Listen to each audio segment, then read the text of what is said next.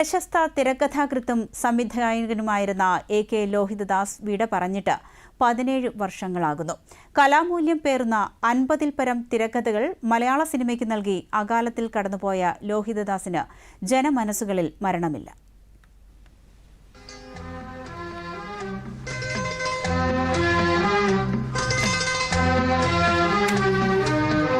ഇന്നേക്ക് 17 വർഷം മുൻപ് ഇതുപോലൊരു മഴക്കാലത്ത് ജൂൺ 28-നാണ് പറഞ്ഞു തീരാത്ത കഥകൾ ബാക്കി വെച്ച് ലോഹിതദാസ് ജീവിതത്തിന്റെ പടിയിറങ്ങിയത്.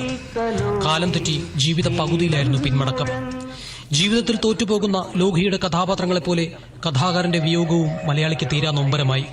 അത്രമേൽ സ്വാധീനിച്ചിരുന്നു ഓരോ മലയാളിയുടെയും മാനസികാവസ്ഥകളെ ഈ കഥാകാരൻ.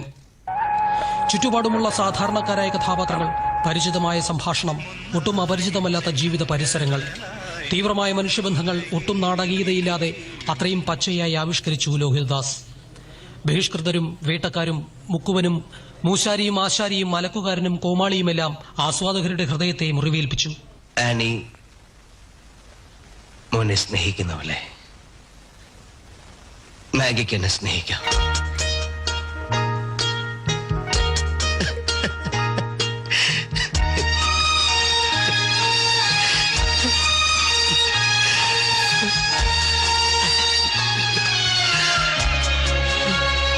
ഒട്ടും അതിഭാവുകത്വങ്ങളില്ലാത്ത സേതുമാധവനും ബാലൻമാഷും വിദ്യാധരനും വാറുണിയും അച്ചൂട്ടിയും അബ്ദുള്ളയും തുടങ്ങി അഭ്രപാളികളിൽ അനശ്വരമായ എത്രയോ കഥാപാത്രങ്ങൾ, ആസ്വാദകരുടെ മനസ്സിന്റെ തിരയിളക്കിയ, വ്രണപ്പെടുത്തിയ, പിരിമുറുക്കിയ എത്രയോ എത്രയോ വികാര തീവ്രമായ മുഹൂർത്തങ്ങൾ.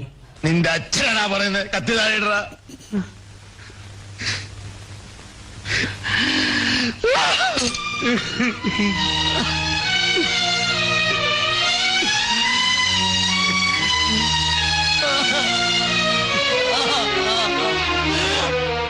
ബന്ധങ്ങളുടെ ഇഴയടുപ്പം ഇത്രയും സൂക്ഷ്മമായി ആവിഷ്കരിച്ച ചലച്ചിത്ര പ്രവർത്തകർ കുറയും.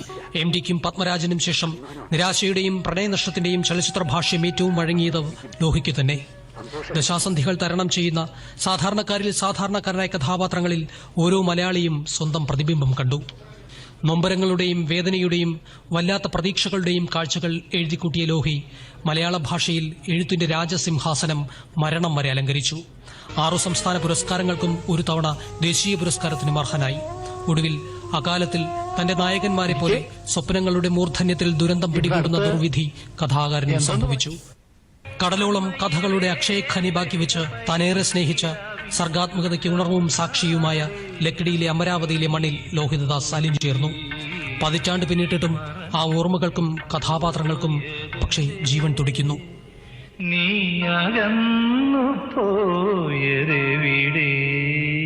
Cultural desk, Doordarshan.